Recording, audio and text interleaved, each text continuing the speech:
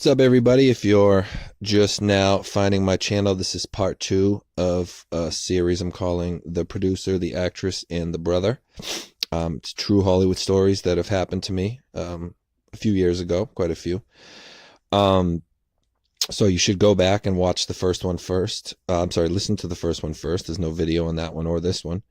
And on this one, the story continues. So one thing to kind of make you know about myself before I go forward here is throughout my whole life, one theme is I've always wanted to kind of venture out and find new experiences. I mean, from the time I was a young kid, I was riding my bike to, the next city's over with my buddies and looking for new things, always something new. What's going on over here? What's going on over there? The older I got, the more that kind of grew. And I've just always been a kind of on the whim person. Less so now, but still somewhat. But around the time of like my late teens, early 20s, which is when this happened, I would have been 21 or 22 the first time I went to LA. I have to kind of really sit and think about it, because I know I lived in Florida for a while when I was 20. I moved back to Boston. I turned 21 in Boston, and this was after that. So I would have been 21 or 22.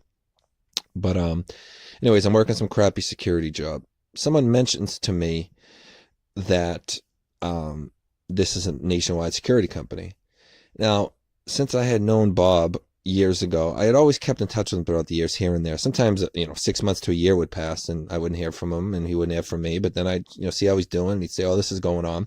One thing I forgot to mention on the past video was when I met him, he was actually still in Atlanta. And he had told me when he likes to work with young talent, he was planning on moving to LA shortly.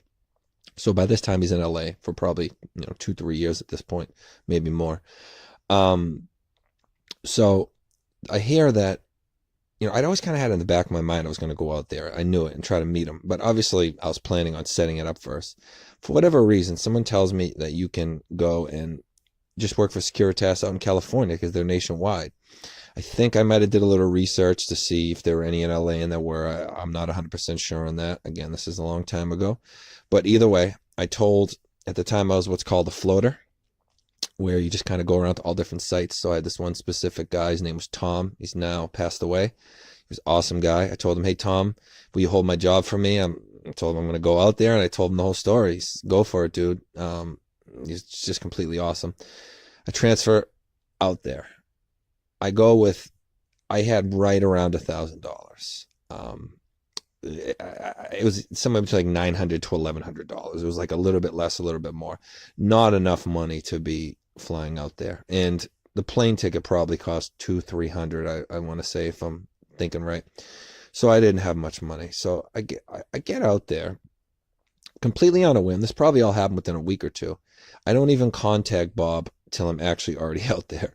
The worst thing I could have done. Don't ask me why. Again, it was just an on the whim thing. I just kind of figured, well, I'll just walk up and down and see the movie studios and try to meet people and whatever. So I end up in like downtown LA at first, and probably get like 600-700 left, whatever it was, maybe 8, I don't know. And I remember it was near like a Carl's Jr., this little indoor mall that had a Carl's Jr. in it. I ate there a lot because it was cheap, and I'd never heard of it before that.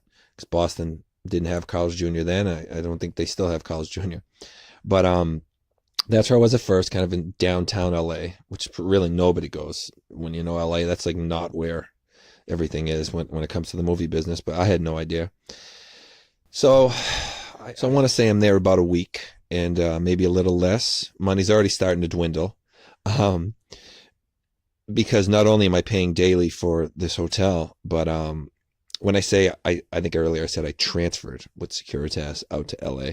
What I actually did was they let me quit with the idea I could come back, and told me, yeah, just go apply out there and they'll get you in.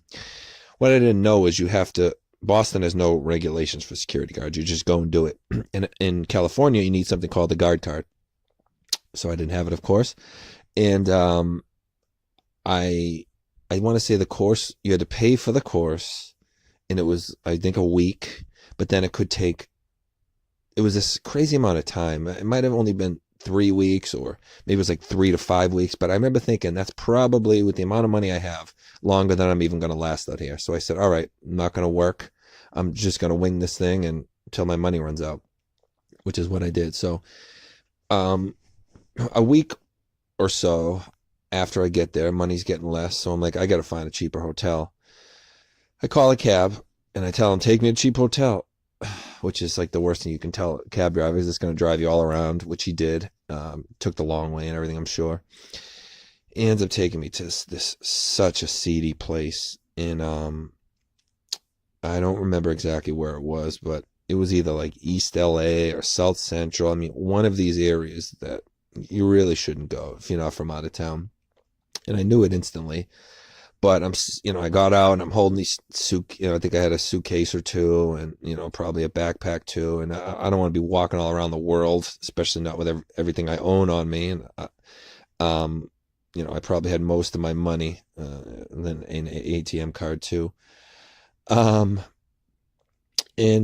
so I did get one night at this crappy hotel, but while I'm there, I'm knowing I'm not staying any longer than this one night, because this place is an absolute just roach motel, disgusting.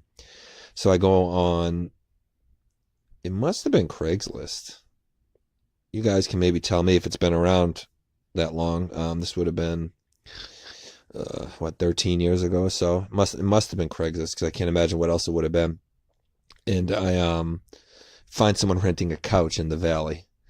And the only thing I knew about the Valley is from Karate Kid, that they kept mentioning the Valley, and I thought, oh, it'll look pretty nice in that movie. Let me just go out there. So I took another cab out there. By this point, I'm like basically begging Bob, like, please, man, hitting him up every day, like, I'm out here. Can I come and see you? So I go to this in the Valley. I get on these people's couch. It's a complete nightmare. They're fighting and everything, and I'm literally praying to God, please let him contact me and save me from, what did I get myself into here? I'm bouncing all over this city. Absolute mess. Money dwindling. I probably had 300-400 at this point, and I think I paid them for a week on the couch, and I didn't even stay one night, because Bob ends up finally emailing me back, probably about 3 hours after I get on the couch. He's like, where are you? Oh, sorry, I've been in this party in Malibu. I haven't checked my email, and I'll come grab you. He does come. Thank God. He comes and grabs me, saves me from this couple fighting like crazy. And in a matter of an hour, I go from just complete squalor that I'm feeling like I'm living in to feeling probably the richest I ever have. He takes me to, it's like the line. If anyone knows LA, going down Sunset, it's not there anymore, but there was a hamburger hamlet right about there. It's Sunset and Doheny is one of the crossings right there. So kind of going towards Bel Air, but a fair amount before it. So it's like the Beverly Hills, West Hollywood line. He takes me to a mansion. And if any of you have ever seen the show Entourage on HBO, a season or two was filmed in this mansion. It's the mansion where there's a big fountain in the front, and they always show them like in the game room playing pool. I hung out there a couple times. That was in the main mansion. Where I live, this is a $35 million estate. So where he took me to live was there was like these little office building kind of things there. And then next to those, there was a pool house. The pool house wasn't finished. It was, it needed to be renovated and all that, but it was huge with this giant pool, in-ground pool right in front of it. So he takes me there. So I go from living in wherever I was living, some roach motel, wherever it was in LA, to being in a $35 million estate just from him going to get me. He told me he didn't have anywhere else for me to stay. I'm going to stay there. I had no complaints. He also tells me, so if you imagine this pool house, the whole front is basically sliding glass doors, and there's this couch there. So I'm sitting in the couch looking out at the pool. When the pool ends, it drops down to the next property. He says Courtney Love lives right there. So that night I go and I take a walk beside the pool, and I'm looking down, and sure enough, there's this younger girl walking dogs to be clear, I never saw Courtney Love. I'm not 100% sure she lived there, but I can tell you this. I saw a young girl. Looked up if Courtney Love has a daughter. Of course she does, Frances Bean, and she looked like that girl. So a few times I say hi to her and stuff, but it was just the coolest thing in the world to me that I'm living probably next to Courtney Love. He told me the guy who wrote Shrek lived a couple doors down. I mean, it was, a really nice neighborhood. I'm going all off on his word, but I believe it because these are super, super kind of mansions, And this mansion needed a ton of renovation, but just the size of it, and how big it was, and all that. It was super, super valuable. Plus the location, of course. They always say location, location, location. But he takes me to dinner with some people. I don't remember if it was the first night there, because we went to Hamburger Hamlet a lot. This is one of his favorite places. If you've ever been there, get the zucchini zirkles with the apricot sauce. They're amazing. So me and one of my buddies who will come on in a later story used to get every time we went there. So he takes me, and within the first night I was with him, we went to Hamburger Hamlet, and then I think maybe a few nights later, he had like producer friends coming in from out of town. One night I hung out with Sleepy Brown, who sings that "I like the way you move." His two producer friends, these two girls, were showing Sleepy Brown around, apparently trying to get him a movie deal or something to do with movies.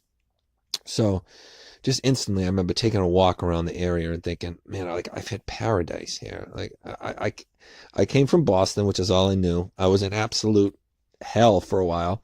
Now I'm in paradise. It was just the coolest thing. I'm calling all my friends, telling them. Half of them aren't believing me that I'm living next to Courtney Love and all this stuff. So Bob basically says, hey, I need an assistant. I don't have a ton of money, but I can go ahead and kind of help you get somewhere to stay, because I wasn't going to be able to stay in that pool house for that long. So he's going to help me get an apartment. And he's like, when we eat, you'll eat. He's basically just going to pay for everything, but I'm never going to have any money in my hand. So at the time, I'm like, whatever, man. Yeah, let's do it. I just want to be involved in this scene, And so that's what we did. I ended up staying in the pool house a few weeks, maybe a month. Then he did help me get an apartment. He did pay. He did pay for my food and everything. But where this story ends is with the realization that I couldn't just be. It stopped being cool to me when I realized although I was around all this cool stuff and riches, I was just the broke guy around it, and everyone saw it, knew it, and it's just how it was. And how I realized that was he ends up taking me to this on Wilshire Boulevard, this kind of like hotel party. It's in like a bar at some hotel or something, and there's a lot of people there from the business. Nobody that whose name you'd recognize, but he's telling me, oh, this guy's working on this movie, this guy's working on this movie. And whenever you go to these places, there's always beautiful girls who are kind of feeling everybody out. It's just kind of the nature of the business. And I end up talking to this one girl. We're drinking and everything, and I tell her where I'm staying. Now, I didn't lie to her. That's all I told her was where I'm staying, but she apparently, I don't know if she thought I owned the place or if she just thought it was cool, wanted to see it, but this girl wanted to come hang out after this night, and we'd only had a couple drinks, and I'm like, oh man, this is crazy. I'm so excited about this because this girl looks like she could be a supermodel. She's a wannabe actress, all that, the typical Hollywood type, and I'm 21, 22, whatever it was. So I tell Nathan, I'm like, you got to realize too, before I sound like because I'm asking for money. I'm working for him from 10 a.m. every morning. We start to about 9 to 10 at night. I mean, working 12-hour shifts, never asking for a dime. And it's been, it's been probably a few weeks at this point. So, he, like I say, did pay for the rent. I want to say it was probably $700 or $800 or something like that. It was an apartment in Westwood with some college kids, like 3 or 4 of us splitting it. So it wasn't a ton of money. So, in about a month, he probably paid, $600, $700, $800 for rent, and then, bought some dinner. So it's not like I'm draining all this money from him. I'm working a ton for him, 12-hour days. So I say, hey, Bob, I tell him, hey, I met this girl. She wants to come hang out. She wants to have a few drinks. Let's stop and get a 6-pack or 12-pack or whatever. And he's like, no, we're not going to do that. And I said, Why? What do you have an issue with it? I'll be up in the morning to work. Don't worry. No, no, I just don't feel like going and getting liquor and all that. And he's completely against it. So I, I don't remember if I canceled with her or what. She ends up not coming over. I think I just canceled because I was so aggravated at this conversation, and I was just basically like at this point feeling like, all right, so I'm just broke as hell around all this stuff, a big wannabe, and I'm like, you know what, let me just cancel this. I got just really pissed off at everything. So where this story is going to leave off is where the actress is going to come into play in the next story. I'll tell you her name. She was at one point very big, and she's has a kid with one of the probably the biggest stars in the world at one point, but he's still very, very well known. He's a producer. Of course, when I call this the producer, the actress, and the brother, the producer is referring to my friend Bob. This guy Bob is a movie producer. This guy, the actress's baby's father, was a music producer. He's not the producer in the title because he really doesn't play much of a part in this story. The actress does.